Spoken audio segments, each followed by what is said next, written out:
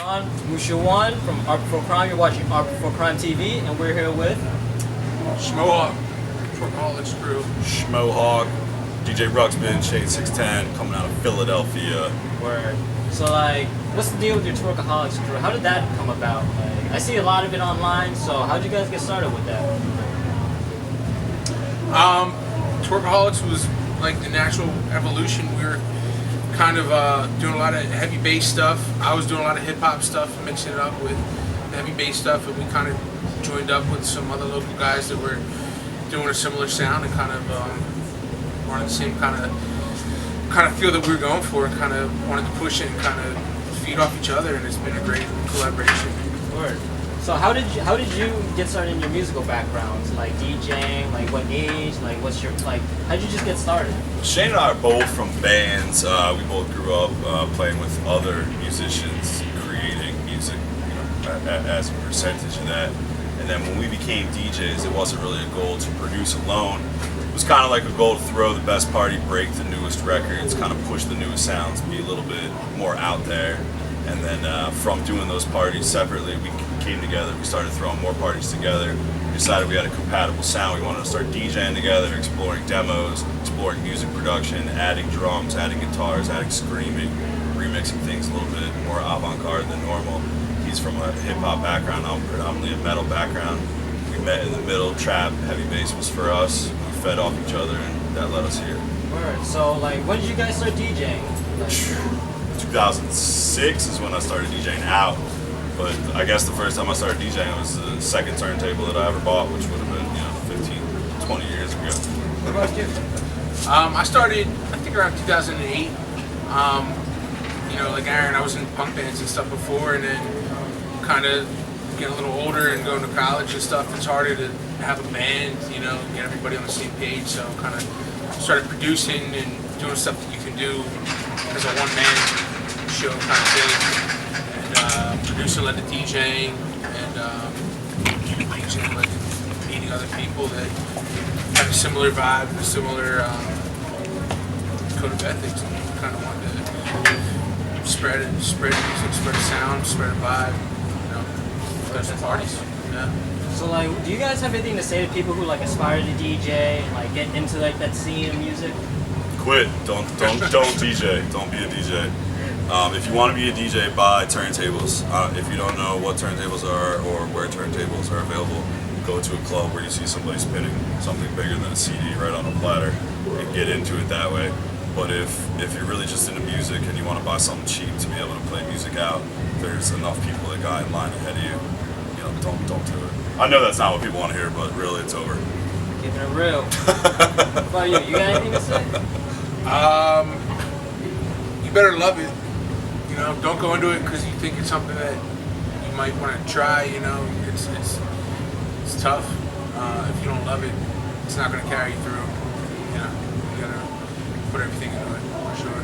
So do you guys have, like, a specific genre that you like to spin specifically, or you guys just, like, feed off the crowd and play whatever? I don't know, man. Kind of like Todd, like your resident here. It's really about chasing a genre that doesn't have a name.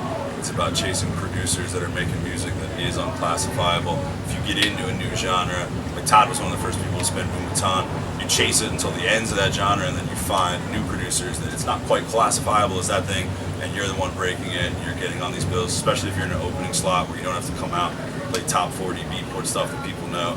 Break new records, take chances, lobby people like me that have the luxury of booking larger acts and say, here's people I like, look into them, they're going to blow up, watch their numbers.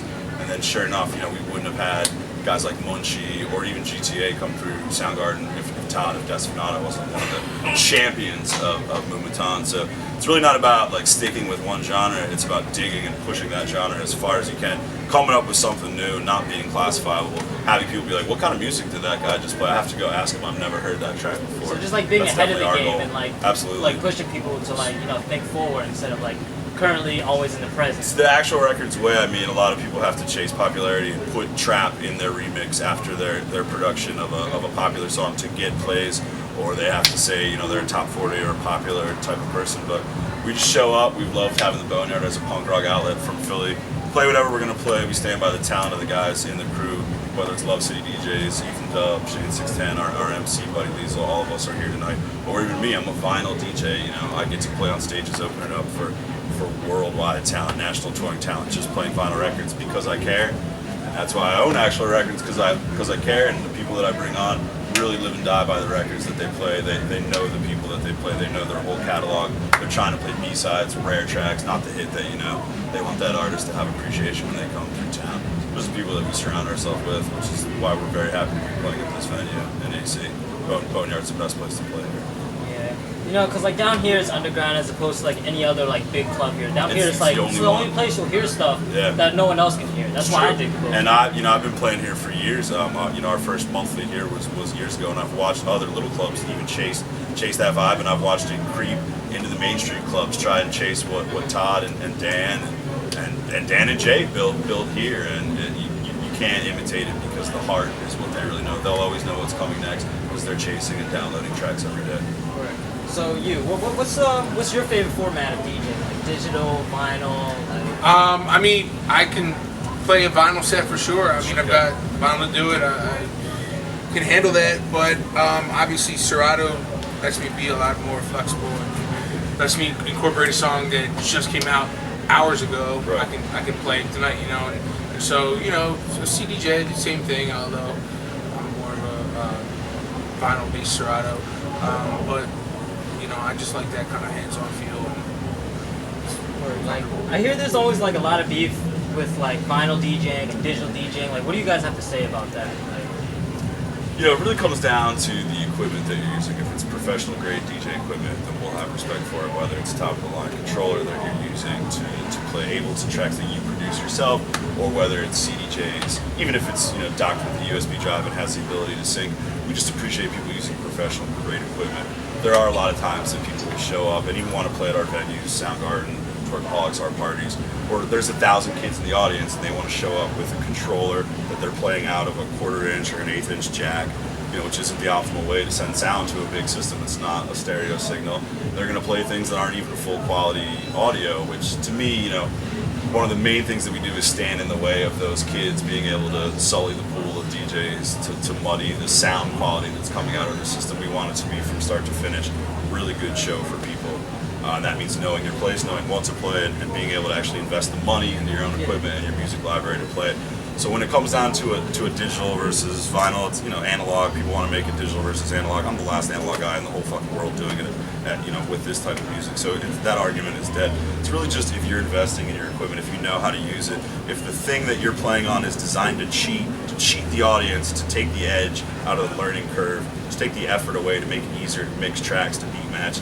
You know, you're robbing the audience. You should learn at a certain point to get to professional or great equipment before you want to be on these stages. And kids are greedy. They just want attention. They just want to do it the easiest way, the cheapest way. They don't even buy the tracks to get on there. And Actual Records in Philadelphia keeps their boot on the neck of those DJs and those controller-based people that have no business being on those stages. We're proud of that. all right. That concludes this episode. We're here with Awesome. Shane Sixten, Sixten. Aaron Ruxbin. We are Schmohawk, part of the Twurkaholics crew. Word. And I'm Musho, one from Up for Crime, and we're done.